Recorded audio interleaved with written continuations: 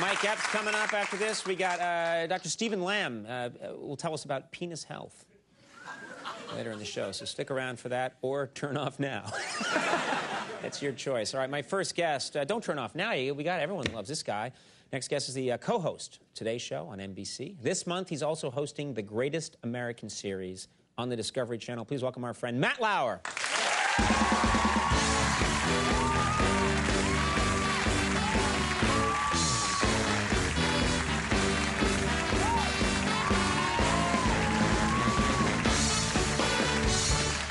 The lighter colors, you look fantastic. It's summertime, and I'm so glad you could squeeze me in before the penis health segment. That's great.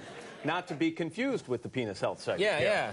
Well, I hope you're in good penis health. We'll talk about that later. Thank you very much. But men don't say that. Men don't talk that way. Men don't say, like, I hope you're in good penis health. I mean, why should that be wrong? What's wrong with our society? So, in other words, when the common greeting of, hi, how are you, I'm having some penis problems, doesn't generally come up. Yeah. Right. Not in my conversation. These are the things you don't get to discuss on the Today Show. No, that's true. We don't get to do half of your jokes on the Today Show, actually. Right, Billy Joel would not crash into a school and have it catch fire on the Today Show. No. That's a problem with that program. You got to work on that. Those are things people want to see. Now, you do look good, and I want to say, I noticed this. We were at an event together the other day, and I was noticing your hair looks really good these days. What are you doing that's different? The hair looks good.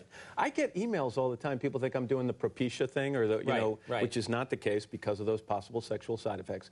But I am, which we'll hear more about later in the program. When I first started losing my hair, and then I lost my mind, and I cut it off with the buzzer, the barbershop that got clipper. A lot of people upset. You took it right down to the... And I got all kinds of emails from people who, not to be funny, people think I was on chemo or something like that. So I stopped doing that, and I grew it a little longer.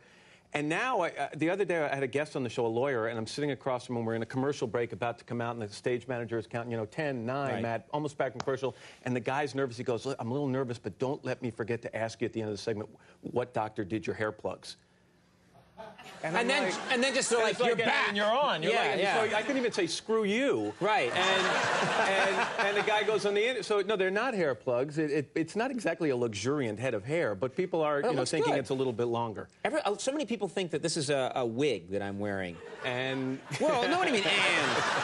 It's because I can do things with it. How long did it take you to learn to do that? With this? I could do this when I was like 4 months old. That's all I had. I've been working on my shtick since I was, came out of the womb. I've been working on this stuff. But you're not losing your hair. No, I'm not losing it, but people think it looks fake, My hair, it looks like... I look like a clown half the time when I walk around. No, I think it's good. I think it's a good... For you, it works. For me, it wouldn't work. For you, it works. That's a nice thing to say. For you, it works. That's what people say to me all the time. Now, you have so many nice things going on in your life, but one thing I envy is I read the other day you have 2 beautiful children, and they call you Papa. Yeah. It must be nice, because most people get Dad, but Papa. Well, you have to understand, my wife is Dutch, so she's European. It's a European thing. It's a little Mary Poppins-ish, but it's my son calls me Papa. My daughter is your daughter's age. Right. I think Nev and Romy are like a week or 2 apart. Right. And Romy calls me Papa. I like it. It's different. You're right. When he goes to school, Jack goes to school, you hear all the kids yelling Dad. Dad. And Daddy. Yeah. And he calls us Mama and Papa. But I think What does Nev call you? Bad TV man. And she's only 18 months old. Yeah, that's pretty good. Wait till she watches TV. She knows quality when she sees it. but what's great, but Papa just always like, Papa. It's not, you know what I mean? It sounds like, serve us some hot chocolate and smoke your curved pipe now, Yeah, no, and I worry that as he goes to school, teachers in this country always refer to Mom and Dad. Right. And so I'm afraid that he's going to be kind of coerced into calling me Dad, and I'll keep Papa as long as... I love it. Papa's great. It's cute. It really is cute. Very good. So cute when he Hello, says it. Papa. Hello, Governor. Hello, Governor. Sweep your chimney, I will. I'm an ass. And again, I apologize. I'm not allowed anywhere near the Today Show. When you guys see me coming, you see me through the big window, you lower the shades. Let's talk about something. This is a big coup for you guys. Katie interviewed Jennifer Wilbanks, I understand, with... The runaway bride. Yeah, the fleancée, as they call her in the business. And by the way, the fiancé's there. And the fiancé's there with her, and and I guess it's going to air next week. I think it's Tuesday and Wednesday on the Today Show, and then a primetime special. I mean, when it comes right down to it, a lot of people joke about the story, but a lot of people talk about it. I mean, it captivated the nation for a couple of days at least, and people are curious. The question I think you got to ask is, why are these two still together? Well, also, yeah, they're back together and appearing together. We have a still here of them together. This is not... First of all, why does she still look that way? I have no idea why. I mean, I keep thinking, well, that's just a bad photo. Okay, well, that's another bad photo. Oh, she had a lot of coffee, and they... But every time, did you see her? Is she like that in person? She's got a bit of an eyeball issue. But the guy, I mean, it's not like your wife-to-be walks up and goes, I'm having some slight second thoughts. Right. We're talking about a 6-day manhunt here. Right, I mean, she went on the lam. Oh, I know. And yet they're still side by side on the couch. Yeah, they're like, oh, that silly little thing where you ran away and the nation looked for you.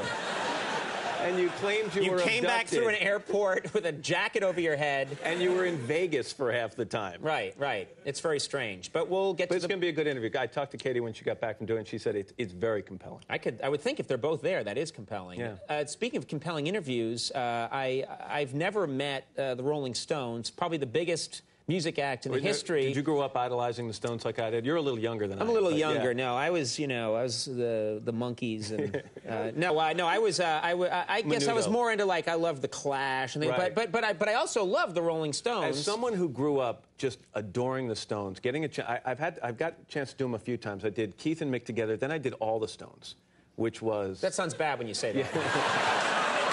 First I did Keith and Mick together. That was crazy. But then I did them all. To sit across from the Rolling Stones, if you're a fan, is sure, cool. Sure. Last year, I went and I did an interview with Keith and Mick together, and I have a friend from high school, one of my best friends named John Horan, who is a diehard Stones fan. He heard I was doing. He said, "I've got to come." So we went to the Roseland Ballroom over here in the city, and we did the interview, and it went great. And afterward, I said to him, "Look, guys, I got a friend of mine who's a big Stones fan. Could we take a picture?" And they were so nice, and they said, fine. So we get this picture with a digital camera of Mick, my friend John Horan, Keith, and me. He must have been in heaven, your friend. Oh, it was unbelievable. So we get and it came out great. You know, some of the digital pictures, they don't come. This was great. So a couple of months later, mid-December, I get my friend John's Christmas card. And it's the picture of the Stones, and he's cut me out of the picture. What a bastard! So it's Keith, John, and Mick. And I'm nowhere there. I said, what the hell was that? And he said, well, if I put you in the picture, people know how I got the picture. This way, they just think I'm hanging with the Stones. And then he's like, by the way, who does your hair plugs? I'm the guy who got in the picture. He cut me right out for Christmas. What a creep. What a bad guy. And now I get my payback. Yeah. His name and address, please? John Horan, Greenwich, Connecticut. Good for you. If we can't use TV to get revenge, what good is it? I haven't seen him since, actually. Tell us about the Greatest American. This is a new show you're doing. Cool concept. It was done in the UK, it was done in Canada, Australia, and basically the audience. You know, people out there, they go online, AOL, text messaging, by phone, and they vote for who they think should be the greatest American of all time. And we started out with 100, down to 25 last week. We'll go to 5 this week. And there were some weird people in the list to begin with and some weird omissions. But now we're getting down to the more serious times, so you're going to have a lot of the founding fathers and the dead presidents and the living presidents and some people in there like Thomas Edison and Henry Ford. And what will happen is each Sunday now in June on the Discovery Channel, we'll debate these and eventually we'll name, it's not scientific, but we'll name the greatest American. And it's curious. First of all, it's good because people start talking about American history, which, as you know, people know zero about. Right. And so when you say a name like Frederick Douglass or you say Nikola Tesla and people go, like, at least we're getting the dialogue going, and then we'll try and figure out what people find, you know, is important in greatness. Some people think it's leadership, and they vote for presidents or founding fathers.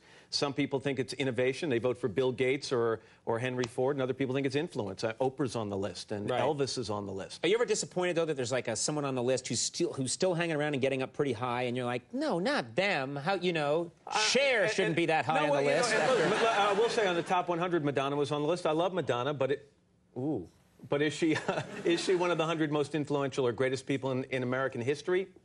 You might argue that. Dr. Phil was on the list. Good guy. That's ridiculous. No. Okay. I have nothing against Dr. Phil, but it shouldn't be like Lincoln, Jefferson, Dr. Phil. That's wrong.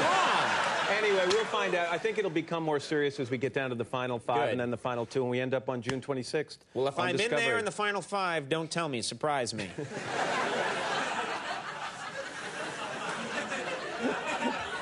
I'm so misunderstood. Yeah, it would be. Thanks, pal.